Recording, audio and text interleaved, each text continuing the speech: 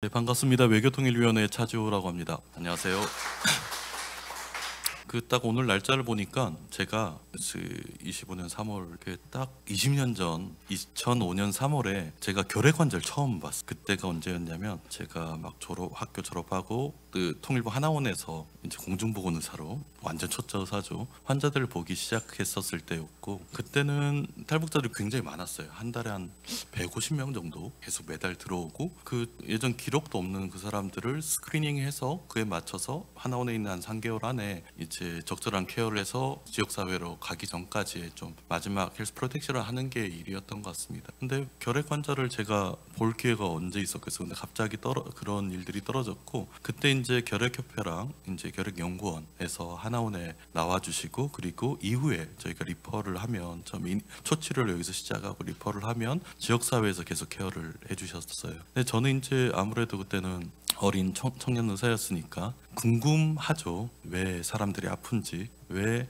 결핵으로 이렇게 앓고 있고, 또 한국에도 이게 남쪽에도 왜 이렇게 결핵이 많은지라고 생각을 하고, 처음에는 의대에서 배웠던 지식 가지고 이제 결핵에 관련된 여러 가지 에티올로지, 패솔로지를 보면서 생각을 하다가, 이제 사실 결핵이라는 게 굉장히 큰 사회적 질환이니까 이 결핵 환자가 왜 특정 국가, 특정 인구 그룹, 사회경제적으로 열악한 국가들 혹은 사회경제적으로 열악한 그룹들에서 왜 호발할까, 이런 문제들에 대해서 자연스럽게 관심을 가지게 됐어요. 아마 저한테는 그게 그때 가졌던 이제 탈북자들이 가진 이제 트라우마 문제랑 이 결핵 문제가 굉장히 중요한 시점이었던 것 같아요. 그래서 공부를 이제 임상가로서 공부를 하지 않고 난민학이랑 인류학도 공부하고 국제보건도 공부를 하면서 결국 연구 주제나 제 활동의 주제가 그 political determinants of health, 이제 결핵 환자가나 아니면 다른 이제 사회적 질환의 희생자들이 왜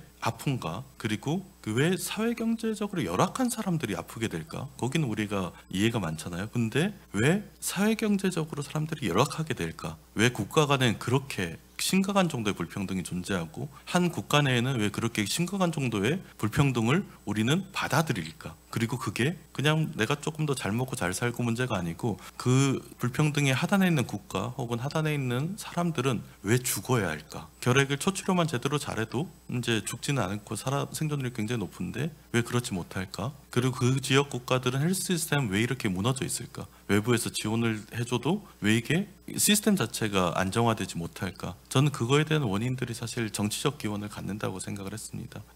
그랬던 게 이제 결핵이라는 질환이 줬던 이해가 하나가 있었고요. 그리고 국내에서 가장 우리가 결핵으로 죽어감에도 우린 그걸 해결할 수 있는 기술과 자원이 있음에도 불구하고 그걸 내버려 둘 수밖에 없는 우리가 가진 정치적 합의나 구조, 이게 훨씬 더 근본적인 이유가 아닐까. 그리고 21세기 중반에 전 세계에서 결핵약을 생산을 못해서 치료를 못하는 것도 아니고 의료기기가 모자라서 그런 것도 아닌데 북한을 비롯한 여러 국가들은 왜 결핵으로 사람들이 죽어가고 우리는 그거를 자연스럽게 받아들이고 있을까? 이건 결국 우리가 가진 정치적 합의나 우리가 가진 정치적 시스템이 누군가의 죽음을 굉장히 나의 문제로 만들고 그거에 대해서 내가 가진 아주 일본의 자원을 나눌 만큼의 합의 단계까지 못 가지 않았나 싶습니다. 그래서 우리가 21세기에 뭔가 굉장히 멋진 현대 국가를 살게 되고 이렇게 되는데, 한쪽에는 이 근원적인 우리가 발명한 이제 21세기에 20세기, 19세기를 거쳐오면서 많은 피를 흘리면서 만들어 놓은 민주주의 시스템이 아직은 그 진정한 민주주의가 아니지 않나라는 생각이 들어요. 그 민은 그 혜택받은 사람들만 민이 아니고 모두가 민이잖아요. 그리고 국경 안에 있는 사람도 민이고 국경 밖에 있는 사람도 민이고, 그래서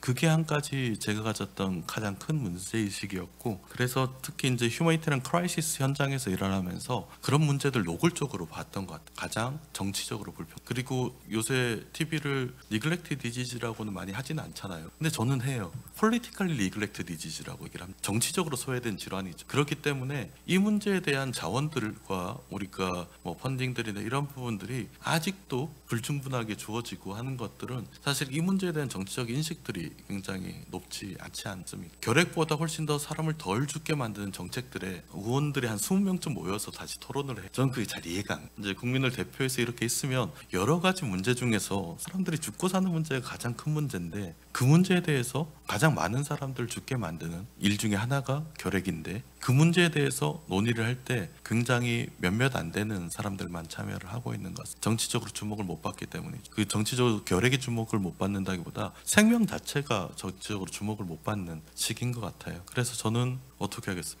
저 밖에서 교수로 일하고 인도지 활동가로 일하다가 지금 여기 혼자 외롭게 들어와가지고 일을 하고 있는데 여러 가지 장벽들이 많이 있는 것 같아요. 그게 한 가지 드리고 싶었던 말씀이고, 그럼 이 정치적인 구조가 단기간에 바뀔까? 우리는 해결을 해야 되니까 바뀌지 않을 것 같습니다. 들어와서 보니까 더 바뀌지 않을 것 같아요. 그리고 글로벌 폴리티컬 시스템이라 부를 수 있을 만한 것들, 뭐 여러 지정학적 요인들 쉽게 바뀌지 않을 것 같아요. 그렇기에 우리가 너무 소수의 그룹이고 우리가 이들을 어드보케이트 하기에 목소리가 아직도 크지 않은 것 같습니다. 그러면 두 가지 솔루션이 있죠. 하나는 이 정치적 결정 요인들을 바꾸는 거, 근본적인 원인들을 바꿔서 여러 가지 시스템 빌딩을 하는 거. 두 번째는 애덕이긴 하지만 우리가 가진 다른 자원들, 이 세계가 정치적인 구조가 바뀌지 않을 때 이 세계를 바꾸는 다른 요인들이 없나? 왜냐하면 결핵은 글로벌한 문제니까 전 세계가 이 문제에 대해서 바뀌지 않으면 결핵 환자들은 제로가 되진 않을 것 같다는 생각이 들어요. 그렇게 했을 때 저는 이 국회 들어오기 전에도 AI 기술들에 초점을 조금 맞췄었습니다. 결핵뿐만이 아니고 AI 기술은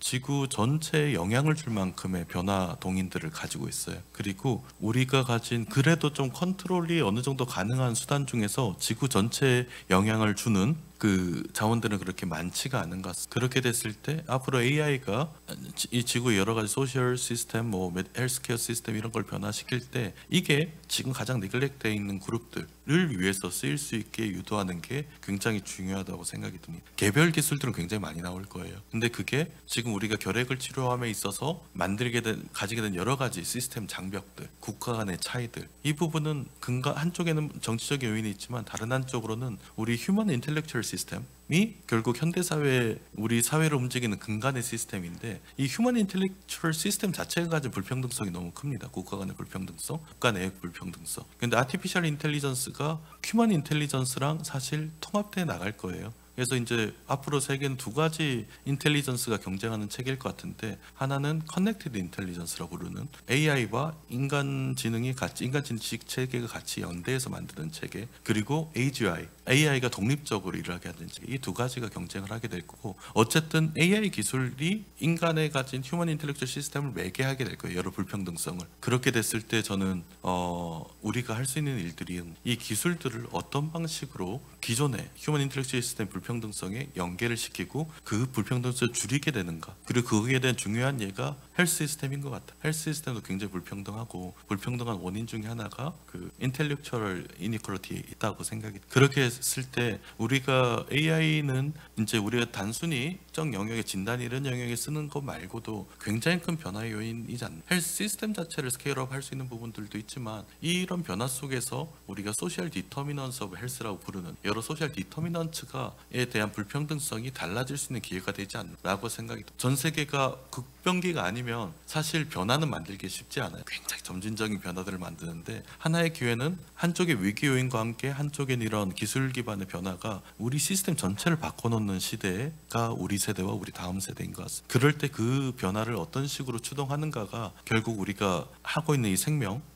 불평등성의 문제를 건들 수 있지 않나는 생각이 들고요. 마지막으로 짧게 덧붙이고 싶은 거는 이 폴리티컬 디터미넌스 관련해서 글로벌 헬스는 지금 우리 트럼프 행정부의 그 USAID 컷하고 이런 부분들이 제가 각국 대사분들 만나고 국제기구분들 만나면 이게 우리가 생각했던 것보다 훨씬 큰 크라이시스인 것 같아요. 기존에 여러 가지 위기 요인들이 많겠지만 그 전 세계 결핵 프로그램도 시작해서 여러 가지 프로그램들이 의존하고 있던 큰 펀딩 자체가 갑자기 전 세계 절반 정도의 펀딩이 갑자기 중단될 위기에 있습니다. 10년에 걸쳐서 조금씩 줄어들었으면 다 우리 아다테이션을 하죠. 그런데 크라이시스라는 이렇게 급격하게 왔을 때 문제가 되는 것 같고, 이 급격하게 왔을 때 있는 충격을 지금 우리가 일을 열심히 하고 있는 대상이 되는 그 지역 국가, 그리고 그 지역에서 가장 사회경제적으로 취약한 그룹들은 버틸 수 있는 자원들이 없을 것 같습니다. 이 충격에 대한 해결책이 안 보여요. 정말 잘 안 보입니다. 진짜 트럼프 행정부 말대로 갑자기